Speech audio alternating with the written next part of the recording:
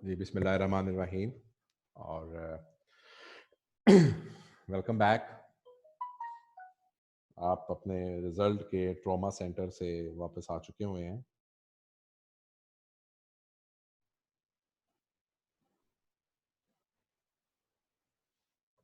Let's move with that. सबसे पहले तो मैं वन बाय वन करके चाहूँगा कि एक दफ़ा आप लोगों का जो रिज़ल्ट है वो आपसे शेयर हो जाए। आप लोगों ने क्या किया है।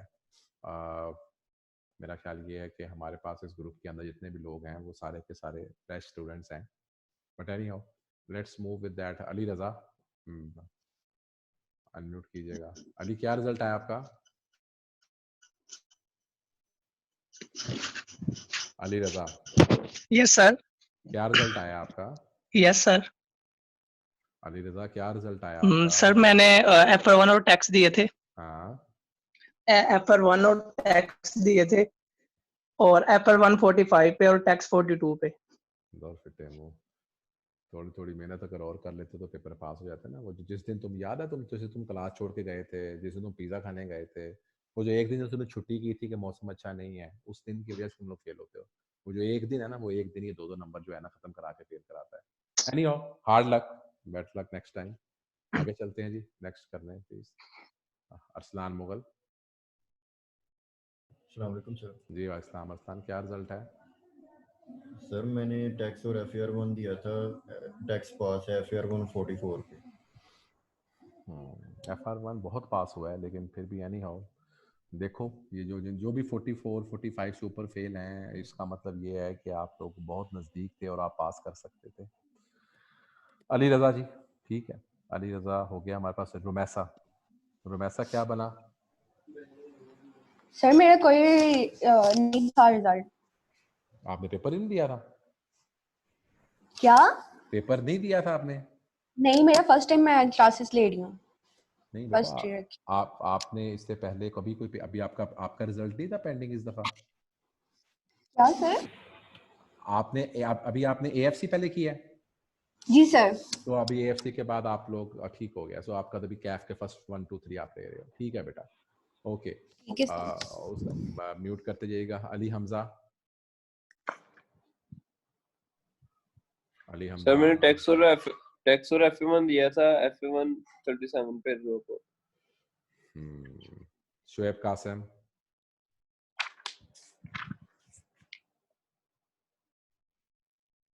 शुएब कासिम, शुएब कासिम।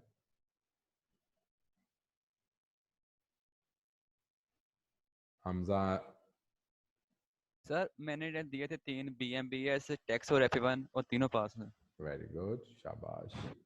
अच्छा, मुझे एक बात समझ नहीं आ रही, वो मैं पहले भी कह रहा हूँ कि एक दफ़ा यार इनकी रोल कॉल ले लो। 140 बच्चा मेरे पास रजिस्टर्ड है और 74 क्लास में है। तो ये एक दफ़ा रोल कॉल मैं चाहूँगा कि आप लिख लें। अगर आप अपने पास एक वाइट पेज निकाल लो या इसकी तस्वीरें हाँ स्नैप ले लो, स्नैप लेके मैम को दो। जो 75 बच्चे हैं उनमें जाहिर सी बात है आप भी शामिल हो, 3 4 लोग और भी हमारे अपने एडमिन के शामिल हैं। तो ये हमारे पास 100 बच्चा है, 140 बच्चा रजिस्टर है और वो आधे बच्चे क्लास पढ़ रहे हैं, बाकी बच्चे कहाँ पर हैं, ताकि ये मैम के साथ बैठ के आज मूव करके चले।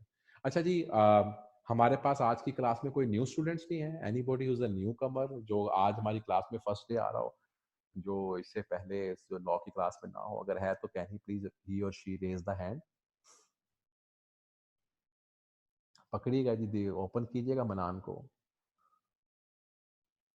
मनान अनम्यूट कर रहे हैं। मनान, बताइएगा जिंदगी में क्या हादसा हुआ आपके साथ? सर एक्सीडेंट हुआ था लास्ट अटेम्प्ट में, तो ओके, इसकी वजह से लास्ट। अटेम्प्ट आपने नहीं दी? नहीं सर। तो फिर मनान, अगर आपने अटेम्प्ट नहीं दी तो बेटा घर घर बैठ के क्या कर रहे थे? सर दूसरे सब्जेक्ट्स ले रहा था साथ साथ। तो आपका क्या ख्याल था कि लॉ जो है वो अटेम्प्ट दिए बगैर पास हो जाएगा? मतलब अब आपने लॉ क्यों सिलेक्ट कर लिया स्टेज पे?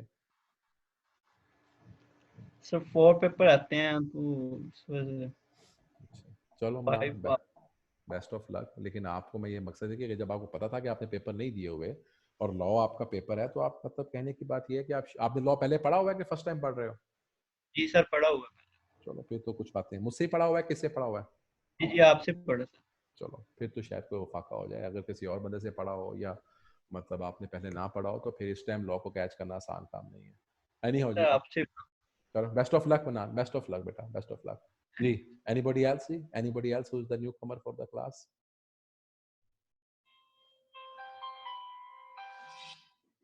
नोबॉडी जी। हेलो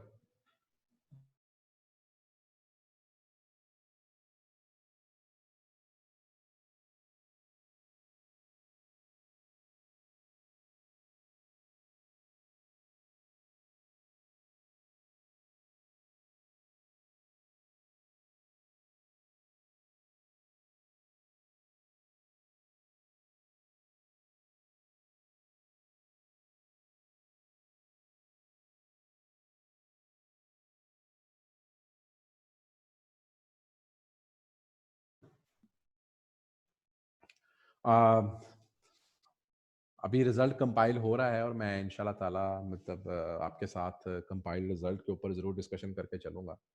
लेकिन मैं आपको इतना ज़रूर गारंटी करके चलता हूँ इंशाल्लाह ताला अज़ीज़ कि हमारा जो लॉ का रिजल्ट है वो आईकैप के रिजल्ट से कम से कम दुगना है, कम से कम दुगना है। मैं आपके साथ ये बात बड़े अंडर एस्टिमेट के ऊपर करके चल रहा हूँ। कम से कम हमारा रिजल्ट आईकैप से दुगना है और वो इसी बात की गमाज़ी है अल्हम्दुलिल्लाह कि हम जिस तरीके से लॉ के ऊपर खपते हैं या जिस लेवल पे हम लॉ की डिस्कशन करते हैं, जिस लेवल के ऊपर जाके हम लॉ के केस लॉज को, चीज़ों को, अपने कॉन्सेप्ट को क्लियर करके चलते हैं, उस वजह से हमारा बच्चा जो है वो बहुत अच्छा और बहुत बेहतर तरीके से अपना रिजल्ट जो है वो प्रेजेंट करने में कामयाब होता है। So I do hope so that you will keep the same standard up और आप अपना यही रिजल्ट कंटिन्यू रखेंगे and make the TIPS college being proud. Anyhow let's go जी। आज हम अपनी डिस्कशन को आगे लेके चलते हैं। लेजिस्लेशन के ऊपर हमने बात शुरू करनी है। मेरे पीछे आइएगा ज़रा 1 मिनट के लिए। मैंने पीछे आइएगा। बर्डन ऑफ प्रूफ ये मैंने करा दिया था आपके साथ, क्रिमिनल लॉ और सिविल लॉ मैंने करा दिया था। मैंने आपके साथ प्रेसिडेंट्स नहीं करवाए, वो मैं बाद में कराऊंगा। प्रेसिडेंट्स वो मैं बाद में कराऊंगा। लेजिस्लेशंस की बात करते हैं जनाब, तो हमारे यहाँ पाकिस्तान के अंदर जो सिस्टम है हमारा, वो हमारा फेडरल और पार्लियामेंटेरियन सिस्टम है। हमारे फेडरल सिस्टम है और हमारे यहाँ पार्लियामेंटेरियन सिस्टम है, यानी कि हमारे यहाँ पार्लियामेंट एग्जिस्ट करके चलती है। और उसके अंदर हमारे मुल्क में जो हमारी हेड ऑफ स्टेट है, ये ऑब्जेक्टिव के लिए बड़ा मशहूर मरूफ जुमला है, हमारा हेड ऑफ स्टेट हमारा प्रेसिडेंट होता है और हमारा हेड ऑफ गवर्नमेंट जो है वो हमारा प्राइम मिनिस्टर होता है। मुल्क का सरबराह जो है वो प्रेसिडेंट है, लेकिन हुकूमत का सरबराह जो है वो प्राइम मिनिस्टर होता है। और हमारी जो फेडरल लेजिस्लेशन है, इसको हम अगर बात करें तो इसके अंदर हमारी पार्लियामेंट है और पार्लियामेंट जो है मजलिस शूरा पार्लियामेंट, और हमारी पार्लियामेंट 2 हाउसेस पे डिपेंड करके चलती है। एक लोअर हाउस नेशनल असेंबली और एक अपर हाउस सेनेट। बच्चे यहाँ पे कंफ्यूज हो जाते हैं, बच्चे यहाँ पर समझते हैं कि पता नहीं उनसे गलती हो गई। ये बड़ा नॉर्मल ऑब्जेक्टिव है और इस बात को आपने ज़हन नशीं रख के चलना है कि हमारे पास किस तरीके से सिस्टम चल के चल रहा है। एक हमारा जो सिस्टम है वो क्या हुआ, पसंद नहीं आया इसको। एक हमारा जो सिस्टम है वो फेडरल है, दूसरा हमारी जो सिस्टम है वो क्या है, पार्लियामेंटेरियन सिस्टम है। हमारे यहाँ पार्लियामेंटेरियन है। पार्लियामेंट हमारी 2 है, एक हमारा अपर हाउस है और एक हमारा लोअर हाउस है। अपर हाउस क्या है, हमारी नेशनल असेंबली, और लोअर हाउस हमारा क्या है, सॉरी उल्ट लिख दिया। हमारा अपर हाउस जो लोअर हाउस जो है वो हमारी है नेशनल असेंबली, और जो हमारा अपर हाउस है वो हमारा क्या है, सेनेट। याद रखिएगा प्रोविंशियल असेंबली जो है वो पार्लियामेंट नहीं है, क्योंकि हमने जब फेडरल की बात कर रहे हैं तो हमारे यहाँ जो हमारी हुकूमत है वो बेसिकली फेडरल को हुकूमत कहते हैं। जो हमारी सूबाई हुकूमत है वो हमारी सूबाई इकाइयों की लोकल हुकूमतें हैं। लेकिन हम जब अपनी फेडरेशन की बात करके चलेंगे तो हमारी फेडरेशन जो है वो पार्लियामेंट से रिप्रेजेंट होती है, और पार्लियामेंट जो है उसमें हमारा अपर हाउस है और हमारा लोअर हाउस है। अपर हाउस जो है वो सेनेट होता है और लोअर हाउस नेशनल असेंबली होती है। और हमारे यहाँ 2 किस्म के हमारे हेड्स हैं। हमारे हेड्स 2 किस्म के हैं, एक हमारा हेड ऑफ स्टेट है और एक हमारा हेड ऑफ गवर्नमेंट है। हेड ऑफ स्टेट जो है वो हमारा प्रेसिडेंट है और जो हमारा हेड ऑफ गवर्नमेंट है वो हमारा प्राइम मिनिस्टर है। ठीक होगी बात। ये बात ज़हन नशीं रख के चलनी है कि हमारे यहाँ फेडरल हमारा अदारा है, हमारी फेडरल सिस्टम ऑफ गवर्नमेंट है, पार्लियामेंटेरियन सिस्टम है, 2 हाउसेज हैं, अपर और लोअर हाउस है। हमारा हेड ऑफ स्टेट हमारा प्रेसिडेंट है और हमारी हेड ऑफ गवर्नमेंट जो है वो हमारा हमारा वजीर आजम है। लेट्स गो जी, प्रेसिडेंट के लिए हमारी क्या रिक्वायरमेंट है। प्रेसिडेंट जो है वो पाकिस्तान का हेड ऑफ स्टेट होता है और वो मुसलमान होना जरूरी है, ही मस्ट बी अ मुस्लिम। और उसको 5 सालों के लिए कौन कौन लोग अपॉइंट करते हैं? 3 लोगों के वोटों से आता है। वो सेनेट वोटिंग करती है, नेशनल असेंबली वोटिंग करती है और हमारी सारी की सारी प्रोविंशियल असेंबलीज उसके लिए वोट करती है। प्रेसिडेंट जो है वो इलेक्ट हो सकता है और वो 2 कंसेक्यूटिव टर्म्स, वो लगातार 2 कंसेक्यूटिव टर्म्स के लिए इलेक्ट हो सकता है, ठीक है। he may hold the office for more than but no individual may hold the office for more than 2 consecutive terms, मतलब वो 2 दफा के लिए वो लगातार प्रेसिडेंट बन सकता है, फिर उसको एक टर्म अपनी वेकेट करनी पड़ेगी और फिर दोबारा वो इलेक्शन कर सकता है। लगातार वो 2 दफा मतलब 10 सालों के लिए, 5-5 सालों की 2 टर्म्स के लिए प्रेसिडेंट बन सकता है। नेशनल असेंबली में प्रेसिडेंट को हम नॉमिनेट करते हैं और फिर उसके बाद तमाम लोग जो हैं वो प्रेसिडेंट की वोटिंग करते हैं। मैंने बताया सेनेट, नेशनल असेंबली और प्रोविंशियल असेंबली प्रेसिडेंट के लिए वोटिंग करती है। जो भी हमारा कानून जो है वो हमारे असेंबलियों से पास होता है, उसको फाइनल अप्रूव कौन करता है? वो सारा का सारा फाइनल अप्रूवल जो है वो प्रेसिडेंट ऑफ पाकिस्तान अप्रूव करके चलता है। सो प्रेसिडेंट ऑफ पाकिस्तान फाइनल उसको अप्रूव करेगा। और इसके अलावा जो प्राइम मिनिस्टर है वो भी अहम अपने हुकूमती मामलात में प्रेसिडेंट से मुशावरत जो है वो कर सकता है। प्राइम मिनिस्टर कौन होता है जी? प्राइम मिनिस्टर वो होता है जिसको कि नेशनल असेंबली, सिर्फ और सिर्फ नेशनल असेंबली जिसकी मेजोरिटी हो उसका प्राइम मिनिस्टर होता है। और प्राइम मिनिस्टर जो है उसको जब अपॉइंट कर लिया जाता है तो उसकी अपॉइंटमेंट भी प्रेसिडेंट कंफर्म करता है। प्राइम मिनिस्टर जो है उसकी असिस्टेंस के लिए वो अपनी एक फेडरल कैबिनेट बनाता है और ये फेडरल कैबिनेट के जो लोग होते हैं वो on the advice of the prime minister, इनको कौन अपॉइंट करता है? प्रेसिडेंट अपॉइंट करता है। फेडरल मिनिस्टर्स जो होते हैं इनके नीचे हमारे इनके फेडरल सेक्रेटरीज होते हैं और गवर्नमेंट की ब्यूरोक्रेसी होती है जिसके तहत ये काम करके चलते हैं। सो अगर मैं इसके स्ट्रक्चर को यहाँ पर डिफाइन करूँ तो सबसे पहले हमारे पास हमारा स्ट्रक्चर क्या आया?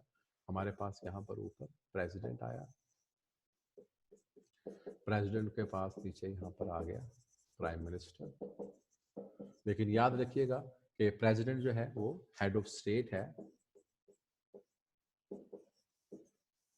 और प्राइम मिनिस्टर जो है वो हेड ऑफ गवर्नमेंट है और गवर्नमेंट के सारे फैसले प्राइम मिनिस्टर को करने हैं, लेकिन उनकी सारी अपॉइंटमेंट्स प्राइम मिनिस्टर की एडवाइस के ऊपर किसने भिजवानी है? Prime minister he head of government है, वही अपना सारा डिसीजन करेगा और डिसीजन करने के बाद उस डिसीजन को किसके साइनों के साथ ऑथराइज किया जाएगा? प्रेसिडेंट की मजबूरी है कि वो प्राइम मिनिस्टर की दी हुई एडवाइस के मुताबिक काम करके चले। प्राइम मिनिस्टर के नीचे यहाँ पर क्या होती है? एक फेडरल कैबिनेट होती है। ये फेडरल कैबिनेट जो होती है प्राइम मिनिस्टर चूज करता है और इनके पास फेडरल कैबिनेट के पास इनके अपने मुख्तलिफ किस्म के डिपार्टमेंट्स होते हैं और हर डिपार्टमेंट के अंदर एक तो मिनिस्टर आता है जो कि फेडरल कैबिनेट की तरफ से होता है मिनिस्टर, और दूसरा फेडरल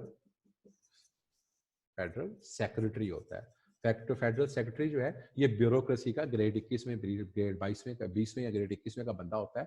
ये फेडरल सेक्रेटरी जो होता है ये गवर्नमेंट का, ये कुछ सियासी मतलब से कह लो के लोग नहीं है, ये फेडरल सर्विसेज के लोग हैं, CSS करने के बाद आते हैं और वो फेडरल सेक्रेटरी होते हैं। मिसाल के तौर पे अगर मैं कहता हूँ हमारे पास मिनिस्टर लॉ है तो हमारे पास यहाँ पर प्राइम मिनिस्टर के नीचे हमारे पास क्या आएगा?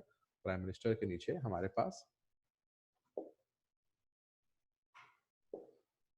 प्राइम मिनिस्टर के नीचे हमारे पास यहाँ पर लॉ का मिनिस्टर आएगा और लॉ के मिनिस्टर जो है वो किस साथ काम कर रहा है? वो फेडरल सेक्रेटरी लॉ के साथ काम कर रहा है।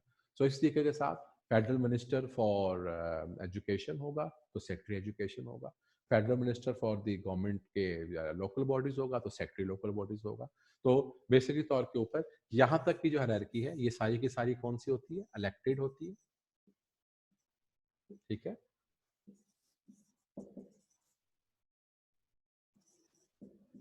ये सारी इलेक्टेड होती है और यहां पर हमारे पास क्या आ जाती है? ब्यूरोक्रेसी। ये क्या बकवास है इसको? यहां पर हमारे पास क्या जाती है? ब्यूरोक्रेसी। हमारे पास बेसिकली इलेक्टेबल्स जो लोग हैं वो ब्यूरोक्रेसी के साथ मिलते हैं। ये ब्यूरोक्रेसी जो है ये रिस्पॉन्सिबल होती है, आंसरेबल होती है to the electable federal ministers, और फेडरल मिनिस्टर्स जो होते हैं वो कैबिनेट का पार्ट होते हैं, वो अपनी सारी डिसीजन मेकिंग फेडरल अपनी कैबिनेट में करते हैं और कैबिनेट जो होती है वो प्राइम मिनिस्टर को रिपोर्टेबल होती है और prime minister head of government होकर चलता है। तो जनाब this is how the things they move on. 2 houses हैं और वो 2 हाउसेस कौन कौन से हैं? The first one house is the senate. आसान बातें हम लोग जानते हैं मेजॉरिटी इन बातों को।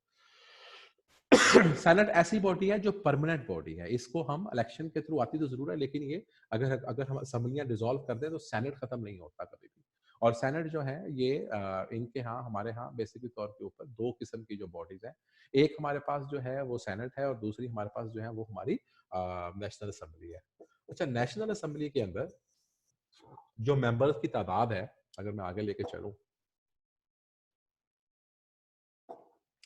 नेशनल असेंबली के अंदर जो हमारे पास मेंबर्स की तादाद है वो देखिएगा, वो हमारे पास पंजाब के अंदर मैं अगर बात करता हूँ, जनरल हमारे 148 मेंबर्स हैं, औरतों की 35 सीट्स हैं, जबकि माइनॉरिटीज जो हैं वो ऑल ओवर पाकिस्तान मतलब मूव करती हैं। अब यहाँ पे देखिएगा तो पंजाब को उसकी आबादी के मुताबिक, सिंध को उसकी आबादी के मुताबिक, खैबर पख्तूनख्वा को आबादी के मुताबिक, बलूचिस्तान को उसकी आबादी, फाटा की 12-2। अगर आप एक काम करके देखें तो मैं अगर आपको एक इंटरेस्टिंग फैक्ट बताऊं तो 61 जमा 35 ये बनता है 60, 70, 80, 90, 96, 96 और ये 14 ये बन गया 110, 110। और यानी कि मैं ये कहना चाहता हूं कि सिंध से लेकर अगर फेडरल कैबिनेट सारी इकट्ठी कर ले तो फिर भी इनकी सीटें वर्सेस पंजाब की सीटें ज्यादा है। तो इसका मतलब फिर ये हुआ कि अगर नेशनल असेंबली देखें तो नेशनल असेंबली के अंदर जितने भी लोग हैं वो हमारे पूरे पाकिस्तान से आ रहे हैं, लेकिन वो आबादी के तनासुब से आ रहे हैं और उसमें पंजाब की सीटें पूरे पाकिस्तान की निस्बत ज्यादा है। तो यहाँ पर जाके एक इशू बन जाएगा, वो इशू ये बन जाएगा कि कहीं ऐसा तो नहीं है कि हाँ पंजाब जो चाहेगा वैसे ही वो बाकी मुल्क को मानना पड़ेगा। देखा जाए तो रकबे के लिहाज से पंजाब पाकिस्तान का सबसे बड़ा सूबा तो नहीं है, लेकिन आबादी के लिहाज से है। तो क्या पंजाब ही पूरे पाकिस्तान को रूल करेगा? नहीं, ऐसी बात नहीं है। अगर नेशनल असेंबली में आपकी सीटें जो हैं वो आबादी के तनासुब से हैं तो सेनेट में ऐसी नहीं है। सेनेट के अंदर जो हमारा सेनेट बनाने का पर्पस था वो ये है कि यहाँ पर हर सूबे को, हमारी चारों इकाइयों को इक्वल रिप्रेजेंटेशन मिली है। सब सूबों की जो इस सेनेट में इकाई के अंदर जो रिप्रेजेंटेशन है वो सबकी एक जितनी है, यानी कि पंजाब के सेनेटर भी उतने ही हैं जितने के बलूचिस्तान के सेनेटर हैं। और इसका पर्पस ये है कि हर इकाई को कोई ना कोई ऐसा प्लेटफॉर्म मिल जाए जहां पर उसको अपनी बात मनवाने के लिए अपनी तादाद के ऊपर प्रॉब्लम ना हो, और यह चीज स्मॉलर प्रोविंसेस को उनके कोई भी एग्रीवेशंस या उनकी कोई भी नेगेटिविटीज जो है कहीं बड़ा सूबा छोटे सूबे को खा ना जाए, जो कि नेशनल असेंबली में तो हो सकता है लेकिन सेनेट में ऐसा पॉसिबल नहीं है। और फिर इसी तरह सेनेट के अंदर हमने फाटा को और एट द सेम टाइम हमने कैबिनेट को, अपने कैपिटल सिटी को भी रिप्रेजेंटेशन दी हुई है। देखते हैं यहाँ पे जाके आप देखिएगा, ये देखें तो 14, 4, 4, 1 सब के यहाँ एक जितनी सीटें हैं। यहाँ पर सीटों का तनासुब सबका आपस में बराबर है, किसी को किसी पर फोकियत नहीं है। 14 जनरल नुमाइंदे हैं, औरतें 4 हैं हर सूबे की, 4 उनके टेक्नोक्रेट्स हैं और 4 उनके एक बंदा माइनॉरिटी की मौन। तो 104 लोगों की पूरी ये कैबिनेट एग्जिस्ट करके चलती है।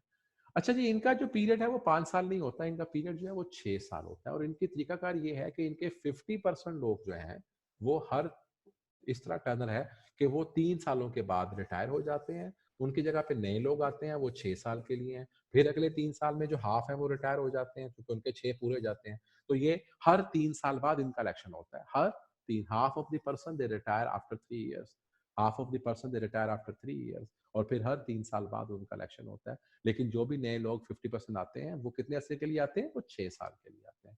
ये एक परमानेंट इंस्टीट्यूशन है, डिसॉल्व नहीं हो सकता। और चेयरमैन जो सेनेट है वो मेजोरिटी जो भी वो उसको वोट देती है उसके मुताबिक प्रेसिडेंट की नॉमिनेशन के ऊपर न्यू प्रेसिडेंट जो है वो प्रेसिडेंट उसको अपॉइंट करता है। तो chairman of senate under constitution. अच्छा, एक और अहम बात ये है कि जो चेयरमैन सेनेट होता है, अगर पाकिस्तान का प्रेसिडेंट मर जाए या पाकिस्तान का प्रेसिडेंट आगे पीछे हो जाए तो चेयरमैन ऑफ द सेनेट जो है वो पाकिस्तान का हेड ऑफ स्टेट बन जाता है।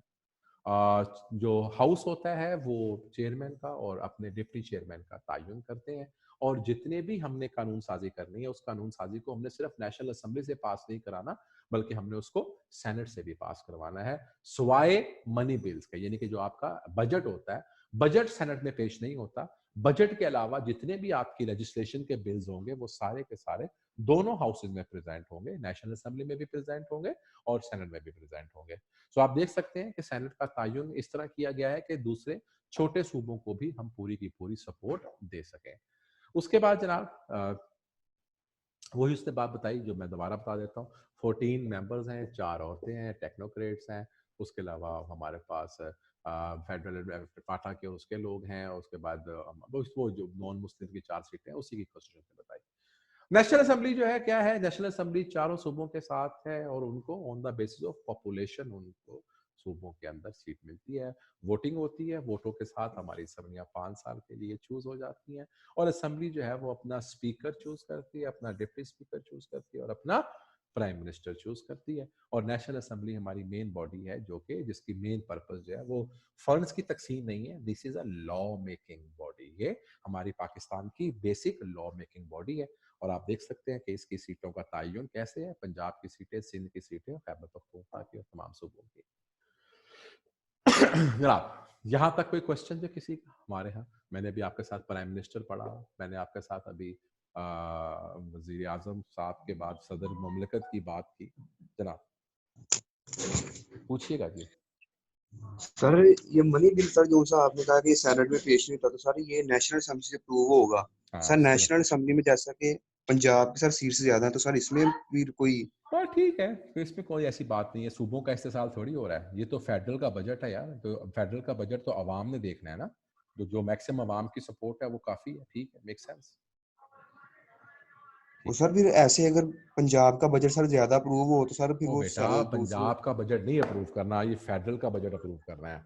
ये पंजाब का बजट नहीं होता, ये फेडरल का बजट होता है। सूबे अपने बजट सेपरेट पेश करते हैं और सेंटर अपना बजट सेपरेट पेश करता है बेटा, इसका कोई ताल्लुक ओके सर। पंजाब के साथ नहीं होता। ठीक है आतिफ और सर नदीम। एक क्वेश्चन और हाँ था हाँ हाँ हाँ हाँ हाँ हाँ पूछे सर, हमें। ये जैसा कि आपने बताया कि सर प्रेसिडेंट सर इस हिसाब से प्रेसिडेंट के पास सर ज्यादा पावर होती है। मैंने कब कहा प्रेसिडेंट ज्यादा पावर होती है? नहीं सर, कहा नहीं सर, जैसे आपने इसकी हायरार्की बताई है।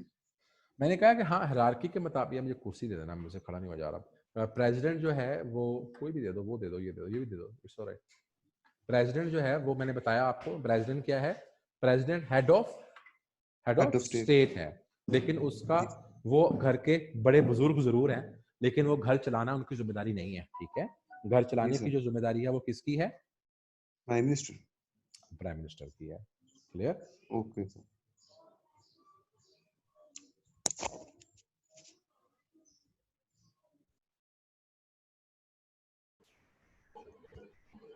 अस्सलाम वालेकुम सर।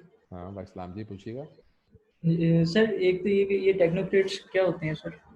ये आपके पुराने टेक्नोक्रेट्स को हम बेसिकली तौर पे क्या अब यूँ समझ लें कि जो क्या कैसे लफ्ज़ का बोलूँ आपको, एजुकेशनिस्ट, अच्छे मेन प्रोफेशनल्स। ठीक है, ठीक है। और सर ये जो नेशनल असेंबली है, इसमें माइनॉरिटीज की वैसे जो टोटल में 10 सीट्स हैं, इसकी क्या डिवीजन होगी? इधर तो लिखी नहीं हुई दूसरे बॉक्स में। बेटा किसकी बात समझ नहीं, आप फिर से पूछिएगा। सर नेशनल असेंबली में माइनॉरिटीज की जो टोटल सीट है ना, वो 10 लिखी है, टोटल के बॉक्स में 10 लिखी हुई है, लेकिन इधर सिंध पंजाब में डिवीजन नहीं की हुई। नहीं बेटा, वो क्या जो ये नेशनल असेंबली की सीटें होती हैं, ये ऑल पाकिस्तान में लड़ते हैं। नेशनल असेंबली की जो सीट होती है, ये ऑल पाकिस्तान, पूरे पाकिस्तान से इनका हल्का जो होता है वो पूरा पाकिस्तान होता है।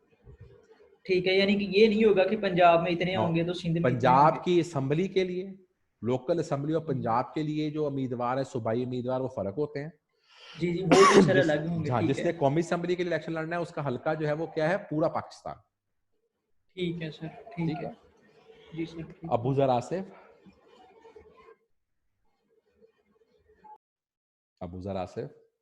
जी सर। सर 18 अमेंडमेंट के अकॉर्डिंग जो सूबे वो इंडिपेंडेंट है, सर वज़ीर आज़म की पावर क्या है फिर? वो तो जो भी ऑर्डर आपको देगा किसने सूबे कहा चाहेंगे कि तो मान आपको लेंगे। किसने कहा कि सूबे इंडिपेंडेंट है? भाई सूबे सर इंडिपेंडेंट जैसे अब जैसे ये तालीम का ये कोई कह रहा पेपर सुन तो लो बेटा, सुन तो लो। सूबों को कुछ जगहों के ऊपर हमने इंडिपेंडेंस दी है 18 अमेंडमेंट में, जिसमें कि उनको अपने लोकल लेवल पे एजुकेशन, सेहत और अपना कुछ एक दो और एरियाज हैं जहाँ पर उनको अपना इंडिपेंडेंस दी गई है। हॉस्पिटल्स उन्होंने अपने खुद से मैनेज करने हैं, एजुकेशन पॉलिसी अपने अपने सूबे की खुद से ड्राइव करके चलनी है। 18वीं तरमीम ने ये बेनिफिट्स दिए हैं सूबों को। लेकिन इसका मतलब ये नहीं है कि प्राइम मिनिस्टर के पास कोई पावर नहीं है। आप याद रखें कि प्राइम मिनिस्टर के पास फौज है, प्राइम मिनिस्टर के पास सारी का सारा फेडरल बजट है। हर वो चीज़ जो कि सूबे इकाई के तौर पे करते हैं, उनको अपने काम करने के बाद फेडरेशन से अप्रूवल लेनी पड़ती है। फेडरेशन जो है वो एक सुपीरियर बॉडी है। हम जब किसी को कोई पावर डेलीगेट करते हैं, इसका मतलब ये नहीं होता कि वो पावर मेरे से खत्म हो गई। हमने उनको सिर्फ और सिर्फ पावर डेलीगेट की है इस काम के लिए कि वो काम परफॉर्म कर लें, लेकिन उनका मतलब ये नहीं है कि मेरी पावर खत्म हो गई। बाकी इनके पास अपनी पावर वैसे की वैसे एग्जिस्ट करके चलती है, नथिंग लाइक दैट। ठीक है जी। और सर ये जो अक्सर खान साहब कहते हैं कि मैंने नहीं छोड़ूंगा, चोरों को नहीं छोड़ूंगा, लेकिन सर ये काम तो अदालत का है। पहले तो हम इन्हें सपोर्ट करते हैं इमरान खान साहब को, जो हम सपोर्टर हैं पीटीआई के, लेकिन जब इनसे नहीं होता तो हम कहते हैं ये काम अदालत का है। तो सर फिर पहले ये वादे क्यों करते हैं कि हम इन्हें ये इंसाफ दिलवाएंगे, इन्हें मारेंगे, जैसे सानिया साहिवाल हो गया, तो फिर हम ये कह देते हैं कि ये तो गवर्नमेंट की बस की बात नहीं है, तो अदालत का काम है। देखो, मैं आपके क्वेश्चन को थोड़ा सा अगर एलैबोरेट कर दो तो बात ज्यादा मुझे क्लियर हो जाए। सर मैं पूछना ये चाह रहा हूँ कि जो अब जैसे इमरान खान साहब ने कहा था कि मैं चोरों को नहीं छोड़ूंगा, ये करूंगा, वो करूंगा, यानी कि ये जो काम है, किसी ने चोरी की है तो क्रिमिनल लॉ का काम है ना, कि एक बंदा हेड ऑफ स्टेट, यानी कि जैसे वजीर आज़म अगर है। मैं इसको क्लियर करूं तो ये है कि स्टेट का काम ये है कि जिसने चोरी की है उसके खिलाफ वो अपना पूरी इन्वेस्टिगेशन करके केस बनाकर अदालत के सामने पेश करे। अगर ये काम इमरान खान नहीं करता तो इमरान खान गिल्टी है, लेकिन अगर अदालत उसको छोड़ देती है तो फिर ये अदलिया की कमजोरी है कि वो उस चीज को क्यों नहीं इंसाफ दिला सकी। ठीक है, सो इमरान खान की जिम्मेदारी या स्टेट की जिम्मेदारी ये है कि जो भी चोर हैं उनको स्टेट पकड़े और पकड़कर उनको कानून के मुताबिक उनके खिलाफ केस बनाकर उनको वो कानून के मुताबिक उनको आगे लेके जाए। ठीक है, अदालतों ने ही फैसले करने हैं, इमरान खान ने फैसले नहीं करने। और अदलिया बिल्कुल आज़ाद होती है, अदलिया हुकूमत के तहत नहीं होती। ब्यूरोक्रेसी, हुकूमत और अदलिया ये तीन डिफरेंट आपकी ब्रांचेज हैं। सो अदलिया फिर आपकी कानून के मुताबिक उसकी सज़ा का तयन करके चलती है। अगर आप ये कहें कि इमरान खान ने केसेस नहीं बनाए चोरों के खिलाफ, सियासतदानों के खिलाफ, इंक्वायरीज नहीं फ्लोट की, तो फिर इमरान खान गिल्टी है। और अगर इमरान खान ने केसेस बनाने के बाद, चाहे वो नवाज शरीफ के अगेंस्ट हों, किसी के अगेंस्ट हो, अदालतों को दे दिए हैं, अदालतें अगर नहीं फैसला कर पा रही तो ये अदालतों का मसला है, इमरान खान का क्या मसला है इसके अंदर? मतलब यानी कि जेआईटी वगैरह बनवाना, केस करना, ये गवर्नमेंट के आगे जो फैसला करना है वो फिर वो तो अदालत का ही है। अदालत का फैसला। वो अब हमारा जो गवर्नमेंट का काम है वो इन्वेस्टिगेशन की हद तक है बस। ठीक है, इन्वेस्टिगेशन से अगला काम जो है वो किसका है? वो अदलिया का है। आतिफ बाजवा। जी sir, thank you. Thank you sir. Sir ये जो नेशनल असेंबली है, इनके जो मेंबर्स हैं, ये तो हाँ। इलेक्शन के साथ, वोटिंग के 5 साथ साल सिलेक्ट के होते हैं, लिए, लेकिन हाँ। सेनेट के मेंबर्स कैसे, उनकी सिलेक्शन कैसे होती है? हाँ, ये तो सवाल तो अच्छा है। सेनेट की जो मेंबर्स की जो इलेक्शन होता है वो नेशनल असेंबली और सूबाई असम्बलियाँ करती हैं। मैंने बताया नहीं बीच में, इसका पैरा नहीं आया था, देखना जरा, मैं स्किप कर गया हूँ। जरा इसको बंद करके देखना, मैं स्किप तो नहीं कर गया ये पैरा? नहीं, पीछे आओ,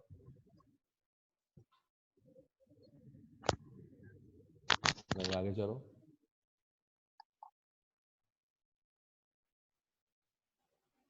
तो इसने बताया नहीं हुआ यहाँ पे ना। आगे चलो।